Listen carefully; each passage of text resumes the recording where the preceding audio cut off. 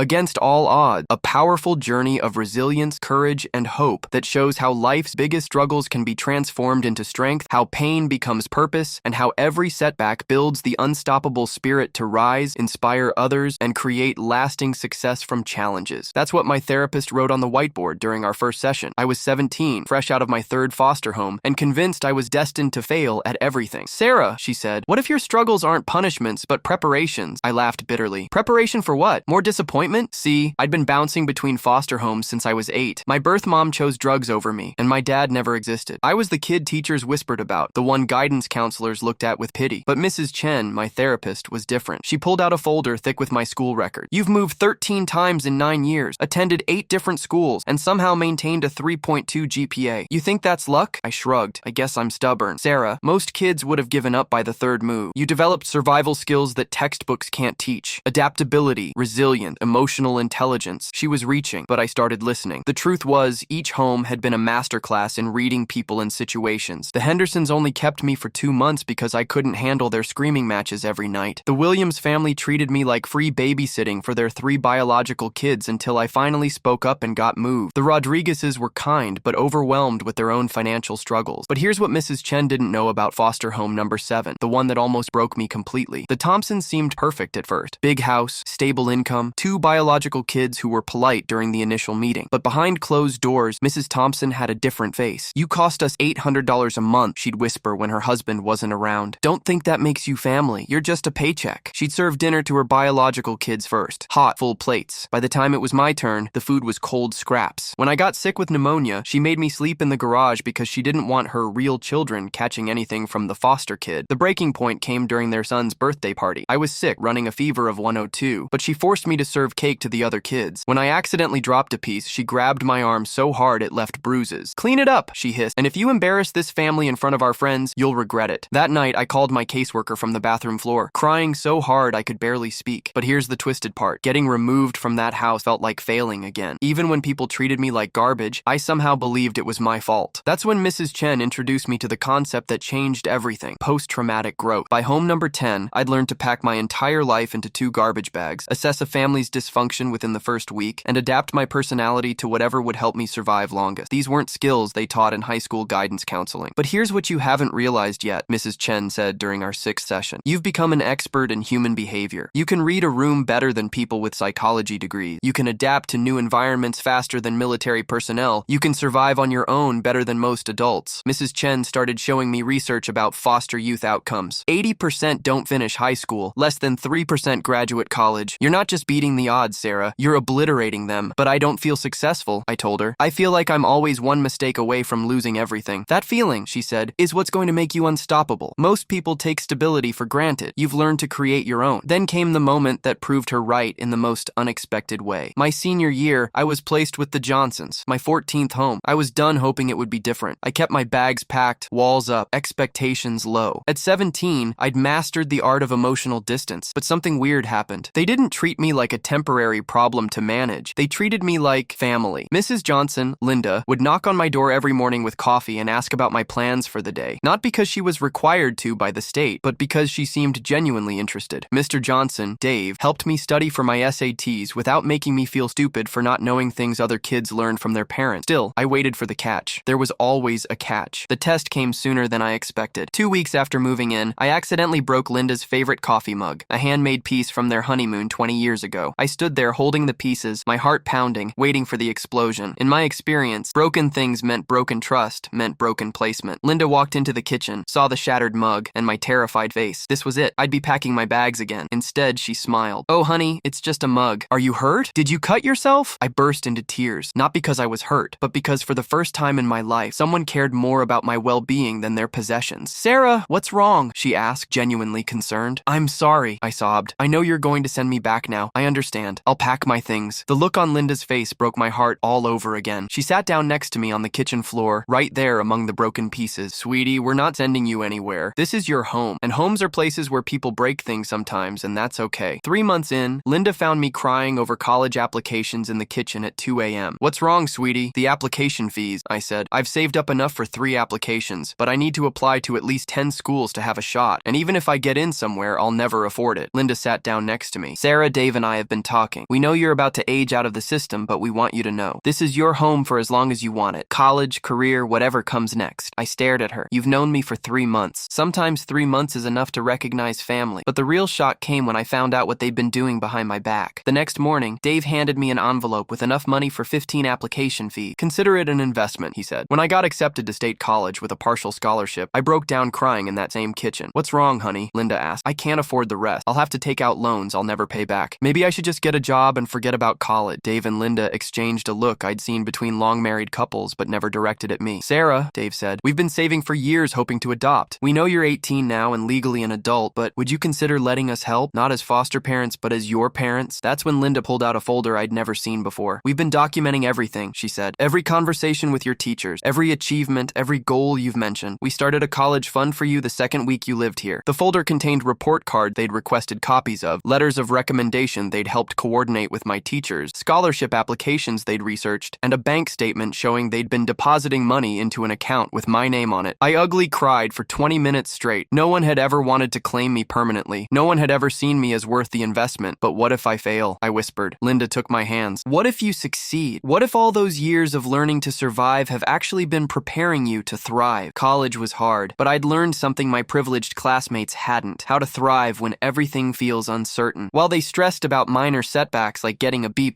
instead of an A, or their parents being late with spending money, I knew how to adapt and keep moving forward. My freshman roommate, Jessica, came from a wealthy family in the suburbs. She'd never shared a bedroom, never worried about having enough food, never wondered if the adults in her life would still be there tomorrow. How are you so calm about everything? She asked during finals week, watching me study methodically while she had a breakdown over her chemistry exam. I've been through worse than failing a test, I said, and I've learned that panicking doesn't change the outcome. Preparation does. Jessica looked at me like I was speaking a foreign language. In a way, I was. I spoke fluent uncertainty, while she was still learning the basics. The moment I realized my past was actually my superpower happened sophomore year. By sophomore year, I'd found my calling in social work courses. Professor Martinez, who taught child welfare systems, pulled me aside after class one day. Sarah, your insights in class discussions are remarkable. You understand these systems from a perspective most students never will. You mean because I lived through them? I mean because you survived them and can articulate what works and what doesn't. That's invaluable. She encouraged me to apply for a research position studying foster care outcome. My job was to interview current and former foster youth about their experiences. The interviews broke my heart and gave me purpose simultaneously. I met kids who'd aged out at 18 with nowhere to go, adults who'd never learned basic life skills because they'd been too busy surviving childhood, and teenagers who'd given up on education because no one had ever told them they were capable of more. But I also met success stories that sounded eerily familiar. People who'd turned their struggles into strength, their pain into purpose. Like Marcus, who'd been in 12 foster homes and was now a pediatric nurse specializing in trauma. Every time a scared kid comes into the ER, he told me, I know exactly what they're feeling. That connection helps me help them in ways someone who's never felt that fear couldn't. Or Diana, who'd started a nonprofit providing emergency housing for youth aging out of foster care. I spent 3 nights sleeping in my car after I turned 18, she said. No one should have to do that. My experience taught me exactly what these kids need. Their stories sounded familiar. Not the details, but the transformation. Taking the worst experiences of their lives and using them to prevent others from going through the same thing. That's when I had my epiphany. We weren't damaged goods. We were uniquely qualified. My junior year, I started volunteering at a group home for teenage girls. I shared my story, not as a victim, but as proof that your beginning doesn't determine your ending. The first time I spoke to the girls, I was terrified. What if they thought I was just another adult trying to give them false hope? I'm not here to tell you everything will be okay, I said, standing in front of 8 girls aged 14 to 17, because sometimes it won't be. I'm here to tell you that you're stronger than you know, and that strength you're building right now will serve you for the rest of your life. I told them about the homes that didn't work out, the times I felt invisible, the nights I cried myself to sleep wondering why no one wanted me. But I also want to tell you what I learned, I continued. Every home that didn't work out taught me empathy for people who are struggling. Every move taught me how to adapt to new situations quickly. Every rejection taught me resilience and self-reliance. I thought I was collecting wounds, but I was actually collecting tools. 16-year-old Maya, who'd been in care since she was 5, raised her hand. But what about college? How do you pay for that when you don't have parents with money? I spent the next hour breaking down financial aid, scholarship applications, and the support systems available for foster youth in higher education. Information I'd had to figure out myself through trial and error. That night, the group home director, Ms. Rodriguez, asked if I'd consider coming back weekly. These girls need to see someone who's walked their path and made it through, she said. They need to know it's possible. Over the next year, I watched these girls transform, not because their circumstances changed overnight, but because someone had shown them how to see their struggles differently. Maya, who'd been a about to age out of the system with nowhere to go and no plan, started applying to community colleges. She'd been convinced she wasn't college material because she'd moved schools so many times and had gaps in her education. Maya, you've learned to adapt to new teachers, new curriculums, and new environments over and over again, I told her. That makes you more prepared for college than students who've never had to adjust to change. I helped her apply for programs, connected her with job training opportunities, and most importantly, reminded her weekly that someone believed in her potential. But the real breakthrough came when Maya made a connection that changed everything. One day, Maya was struggling with a particularly difficult anatomy class. Her professor was notorious for being harsh, and several students had already dropped out. I can't do this, Sarah, Maya said after her third failed quiz. Maybe I'm just not smart enough for nursing school. Hold up, I said. Remember what you told me about living with the Martinez family when you were 14? Maya's face shifted. The Martinez family had been her 8th placement, a home where the parents worked double shifts and left Maya to manage their 4 younger children every day after school. You managed homework for 5 kids, cooked dinner every night, handled medical appointments, and resolved sibling conflicts for 2 years, I continued. You were essentially running a household while maintaining your own grades, and you think you can't handle one difficult professor. The light bulb went off in Maya's eyes. You're right, she said slowly. If I can manage 4 crying kids with the flu while making sure everyone's homework gets done, I can definitely handle Dr. Peterson's attitude. Maya not only passed the class, she got an A. More importantly, she started seeing her foster care experience as training rather than trauma. By my senior year, I was running a peer support group for current and former foster youth. We met twice weekly, once for practical stuff like budgeting, job applications, and life skills, and once just to talk about the emotional side of growing up in care. The group grew from 5 people to over 30. We had teenagers still in care, young adults who'd aged out, and even some who'd found permanent families later in life. The age range was 14 to 28, but everyone understood the particular challenges of growing up without the safety net most people took for granted. Sarah, said James, a 19-year-old who'd been homeless for 6 months after aging out, I used to think being in foster care made me damaged good, but listening to everyone's stories, I'm starting to see how it made us resourceful. What do you mean? I asked. Like, my friends from high school freak out when their parents are 5 minutes late picking them up, but I know how to navigate the bus system across the entire city, how to find resources when I need help, how to take care of myself when no one else will. That's not damage, that's skill. The group members started helping each other in ways that amazed me and caught the attention of people who could make real change. Maya, who'd gotten into nursing school, tutored other members in science. James, who'd found stable housing and a job in construction, taught budgeting workshops. Lisa, who'd been placed with an adoptive family at 16, helped others navigate the complex emotions of forming new family bonds. We were creating our own support network, the kind most people get from extended family. Professor Martinez suggested I apply for graduate school with a focus on foster care reform. Sarah, you have insights that could help reshape how we support youth in care. Your lived experience combined with academic training could make real policy change possible. The idea terrified and excited me. Could I really make a difference at that level? Dave and Linda were incredibly supportive. We've watched you transform from a scared 17-year-old who expected to be abandoned into a young woman who's helping dozens of other kids find their way, Linda said. Of course you should pursue this. Graduate school was intense, but I'd learned to thrive under pressure. And then I discovered something that would change foster care forever. My thesis research focused on factors that led to positive outcomes for foster youth, and I spent 2 years interviewing young adults who'd aged out of care successfully. The patterns were clear. The kids who made it had someone who believed in them, opportunities to develop their natural strengths, and most importantly, frameworks for understanding their experiences as sources of resilience rather than just trauma. Every young person I interviewed, I wrote in my conclusion, described a moment when someone helped them reframe their story. Instead of seeing themselves as victims of unfortunate circumstances, they learned to see themselves as survivors who developed exceptional capabilities. My graduate advisor, Dr. Kim, encouraged me to present my research at the National Foster Care Conference. Standing in front of 500 social workers, policymakers, and advocates, I shared what I'd learned about transforming struggle into strength. The young people aging out of foster care today aren't broken, I said. They're incredibly resilient individuals who've learned to navigate complex systems, adapt to constant change, and survive without the safety nets most of us take for granted. Our job isn't to fix them. It's to help them recognize the superpowers they've already developed. After my presentation, I was approached by Dr. Williams from the Department of Health and Human Services. Sarah, we're launching a pilot program to improve outcomes for youth aging out of care. We need someone who understands both the research and the lived experience to lead it. Would you be interested? 6 months later, I was running a federal initiative that would prove everything Mrs. Chen had written on that whiteboard years ago. I was running a federal initiative to develop better support systems for foster youth transitioning to independence. My team included researchers, policy experts, and most importantly, young adults who'd been in care themselves. Maya, who'd graduated nursing school, joined as our peer support coordinator. James, now a certified electrician with his own apartment, ran our life skills workshops. Lisa, who'd become a teacher, developed our education educational advocacy component. We created transition programs in 12 states, connecting aging out youth with mentors, housing support, education funding, and career training. But most importantly, we helped them understand that their foster care experience had given them skills most people their age didn't have. The results were remarkable. In the first year, 78% of program participants successfully transitioned to independence, compared to the national average of 45%. More impressively, 89% reported feeling optimistic about their futures, compared to 32% of youth who aged out without support. But the moment that proved everything came at Maya's nursing graduation. Last month, Maya graduated with her nursing degree. At the ceremony, she found me in the crowd. "Sarah, you didn't just help me survive the system. You showed me how to use everything it taught me to help others." That night, I called Mrs. Chen, my old therapist who'd started this whole journey, with a question written on a whiteboard. "Remember what you wrote on that whiteboard?" I asked. "About struggles being preparation?" "You were right. Every home that didn't work out taught me empathy. Every move taught me adaptability. Every rejection taught me resilience. I thought I was collecting wounds, but I was actually collecting tools. And now you're teaching others to see their tools too," she said. "Today, I run Second Chances, and we had a breakthrough that proved foster kids are warriors. I run a nonprofit called Second Chances, helping foster youth transition to independence. We've helped over 500 kids find housing, education, and most importantly, hope. But we've also helped them understand something crucial. They're not broken people who need fixing. They're strong people who need recognition." Last week, a 17-year-old named Alec came to our program. He'd been in 14 homes, just like me. He walked in with that same wall-up, expectation-low attitude I'd perfected at his age. "I don't think this will work for me," he said during his interview. "I'm not the success story type." I smiled, remembering saying almost identical words to Mrs. Chen. "Alex, you've survived 14 different families, 14 different sets of rules, 14 different ways of living. You've adapted to more change in your 17 years than most adults face in a lifetime. That doesn't make you broken. That makes you incredibly strong." His eyes lit up the same way mine had all those years ago. My business card reads, "Sarah Johnson, Executive Director." But underneath, I always write the same thing Mrs. Chen taught me. Your struggles aren't punishment. They're preparations for the life you're meant to lead. And every day I get to help young people discover that against all odds, they're not just survivors. They're warriors equipped with everything they need to create the lives they deserve. Because sometimes the very experiences that seem designed to break us are actually designed to build us into exactly who the world needs us to become.